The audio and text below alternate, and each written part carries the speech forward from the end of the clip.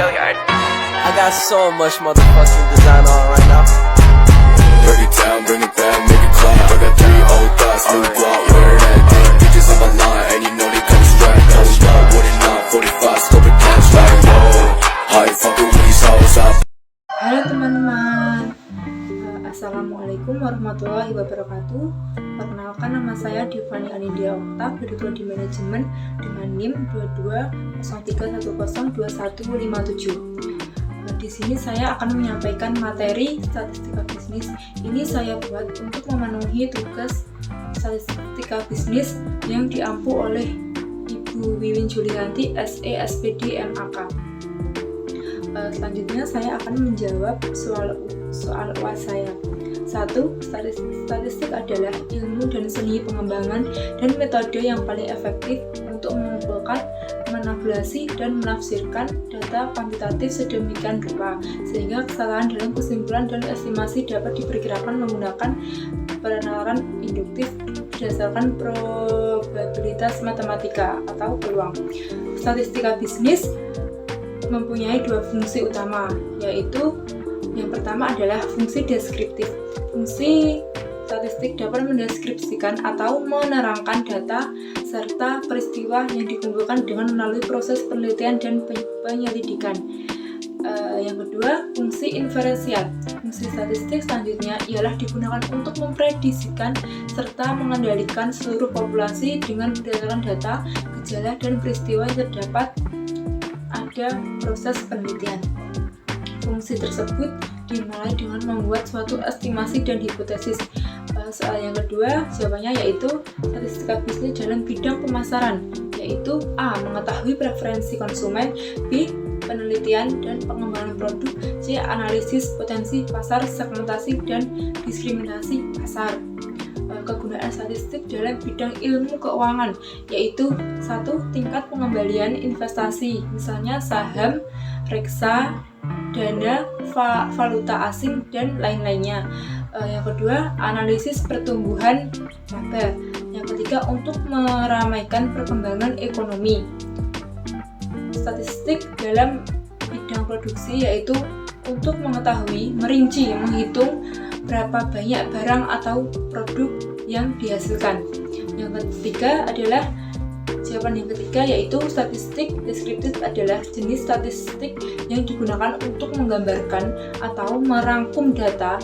Statistik deskriptif dapat memberikan informasi tentang pemusatan data, penyebaran data, dan bentuk distribusi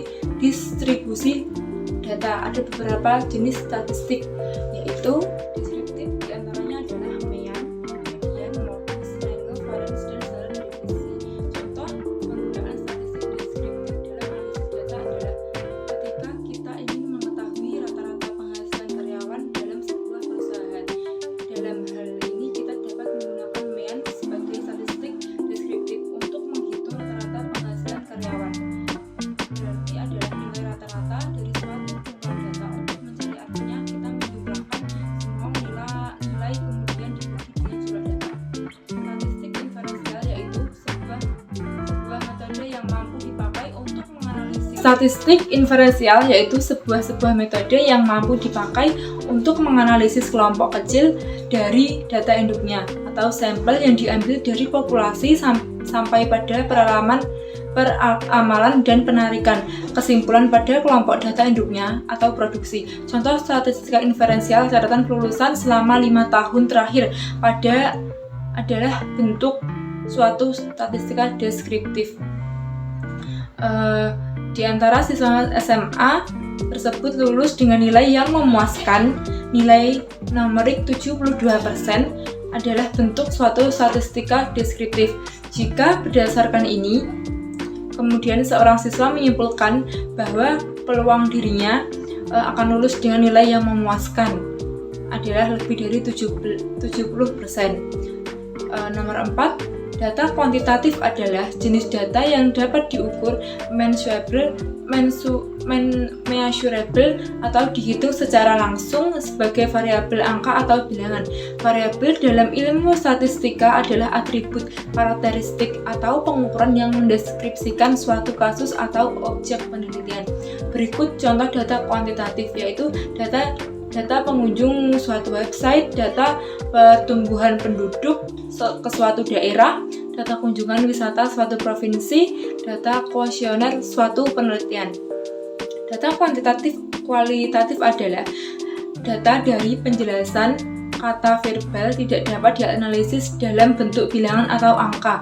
Dalam penelitian, data kualitatif berupa gambaran mengenai objek penelitian. Data kualitatif memberikan dan menunjukkan kualitas objek penelitian yang dilakukan.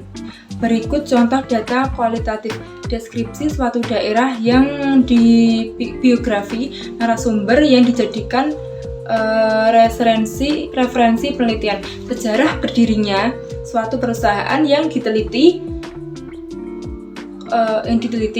Nomor 5, primer adalah data yang diperoleh langsung dari sumber aslinya, baik melalui kuesioner, survei, wawancara, dan observasi yang dilakukan oleh peneliti. Data primer memiliki nilai yang sangat penting dalam penelitian karena merupakan sumber data yang paling akurat dan dapat diandalkan. Contoh data primer antara lain pengeluaran produk yang baru, untuk melakukan tes ombak di pasar, untuk mencari tahu feedback dari produk dan layanan yang sudah diberikan, mencari tahu kapasitas dan kerelaan pelanggan dalam membeli produk yang ditawarkan. Berikut data sekunder adalah data yang sudah ada dan disusun berdasarkan pengaturan tertentu untuk memudahkan pencarian saat Anda membutuhkannya. Data sekunder dapat diperoleh dari berbagai sumber seperti publikasi ilmiah, laporan pemerintah, basis data, dan sumber-sumber media. Contoh data sekunder: untuk melakukan analisis perusahaan terkait penjualan dan produksi, melakukan perbandingan pada beberapa aspek operasional perusahaan. Yaitu nomor 6, data nominal adalah data yang diberikan pada objek atau kategori yang tidak menggambarkan kedudukan objek tersebut, tetapi hanya sekedar label atau kode. Data ini mempunyai ciri bersifat saling lepas atau tidak berhubungan satu sama lain. Contohnya, mengelompokkan pertandingan menjadi basket yang diwakili dengan huruf A, kemudian futsal diwakili dengan huruf B, dan bola voli diwakili dengan huruf C. Sedangkan data ordinal adalah data yang menomoran objek atau kategori disusun menurut besarnya, yaitu dari tingkat terendah ke tertinggi atau sebaliknya dengan jarak atau rentang tidak harus sama. Data ini memiliki ciri yang kategori data dapat disusun berdasarkan urutan logis dan sesuai dengan besarnya karakteristik yang dimiliki. Contohnya yaitu penghitungan suara dalam pemilu. Misalkan total suara Demokrat 60%, PDI 30%, Golkar 20%, berarti suara tertinggi dipegang oleh Demokrat sebagai peringkat 1, sehingga menjadi pemenang dalam pemilu tersebut. Data inferensial adalah di mana objek atau kategori dapat diurutkan berdasarkan suatu atribut yang memberikan informasi tentang interval antara tiap objek atau kategori sama. Data ini dicirikan dengan urutan kategori tidak mempunyai jarak yang sama tetapi tidak memiliki nilai nol mutlak atau absolut.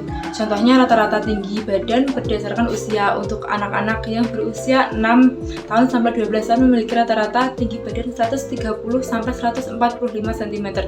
Untuk remaja yang berusia 13 sampai 18 tahun memiliki rata-rata tinggi badan 146 sampai 160 cm. Dan untuk dewasa yang berusia 19 tahun sampai 26 memiliki rata-rata tinggi badan 161 sampai 199 cm. Berikut yaitu data rasio adalah data yang jaraknya sama dan mempunyai nilai nol absolut. Jadi kalau data nol berarti tidak memiliki arti apapun. Contohnya pekerja dan penghasilan bulanan, di mana gajinya bermacam-macam. Jika dilihat berdasarkan skala rasio, gaji Iksan lebih besar daripada gaji Kosim sebagai karyawan, dan gaji Udin lebih kecil daripada gaji Kosim. Nomor 7 selanjutnya, populasi adalah jumlah keseluruhan dari objek penelitian. Selain itu, populasi dapat didefinisikan sebagai jumlah keseluruhan dari satuan-satuan atau individu-individu yang karakteristik hendak diteliti. Contoh penelitian yang dilakukan terhadap siswa SD kelas 6 di Kabupaten Pati. Jumlah sekolah dasar di Kabupaten Pati ada 10 lokasi yang berjauhan antara satu SD dengan SD yang lainnya, membuat peneliti hanya meneliti sampel yang diambil dari 3 SD di Kabupaten Pati tersebut. Contoh populasi yaitu seluruh siswa kelas 6 dari 10 SD di Kabupaten Pati. Contoh sampel yaitu siswa kelas 6 dari 3 SD di Kabupaten Pati. Sampel secara sederhana bisa diartikan sebagai sebagian kecil dari objek penelitian yang dipilih oleh peneliti. Contoh penelitian di PGRI Semarang untuk mengetahui jumlah mahasiswa yang masuk ke jurusan PGSD. Diketahui jumlah mahasiswa di PGSD ini sangat banyak sampai ribuan. Maka peneliti kemudian mengambil sampel beberapa mahasiswa saja, katakanlah hanya melakukan penelitian terhadap 25 atau 50 mahasiswa PGSD. Contohnya yaitu populasinya adalah seluruh mahasiswa PGSD di PGRI Semarang. Contoh sampelnya adalah 25 atau 50 mahasiswa PGSD di PGRI Semarang. Nomor 8 adalah kuesioner. Pengambilan data menggunakan angket biasanya dilakukan dengan cara menggunakan kuesioner sebagai alat pengumpulan data. Observasi teknik. Pengumpulan data selanjutnya adalah metode observasi. Melalui metode ini, penelitian dituntut untuk cermat dan teliti terhadap setiap gerakan, proses, atau kepastiannya. Observasi atau mengamati adalah aktivitas yang tidak mudah. Peneliti harus memposisikannya dirinya seobjek mungkin dan tidak terpengaruh situasi lapangan. Dokumentasi adalah teknik pengumpulan data yang memanfaatkan berbagai hal atau variabel seperti surat kabar, majalah, prasasti, catatan, transkrip, surat, agenda, dan lain-lain. Instrumen observasi melalui wawancara ini biasanya dipakai di penelitian kualitatif. Cara yang dilakukan adalah peneliti mengumpulkan informasi dari responden melalui interaksi verbal. Namun sebelumnya, peneliti akan menyiapkan daftar pertanyaan yang terstruktur dan berkaitan dengan penelitian. Setelah itu, peneliti akan bertemu dengan narasumber dan mengajukan pertanyaannya. Nomor 9 yaitu hipotesis dan penelitian dugaan sementara atau asumsi sementara terhadap pertanyaan yang muncul dalam sebuah penelitian. Contoh terhadap pengaruh buruk pengguna rokok terhadap kesehatan manusia, dugaan sementara terdapat pengaruh rokok. Nomor 10 yaitu MEAN. MEAN adalah rata-rata suatu data. Cara menghitung MEAN yaitu menjumlahkan semua angka pada data lalu dibagi banyaknya data. Median adalah nilai tengah suatu data. Cara menghitung median adalah mengurutkan angka pada data mulai terkecil hingga terbesar, lalu cari angka tengah dari urutan angka-angka tersebut. Jika ketemu 2 angka, maka kedua angka dijumlah dan dibagi 2. Modus adalah angka yang sering keluar dari data. Berikut ini jawaban dari saya. Bila ada salah kata, saya mohon maaf. Wassalamualaikum warahmatullahi wabarakatuh. Bye-bye.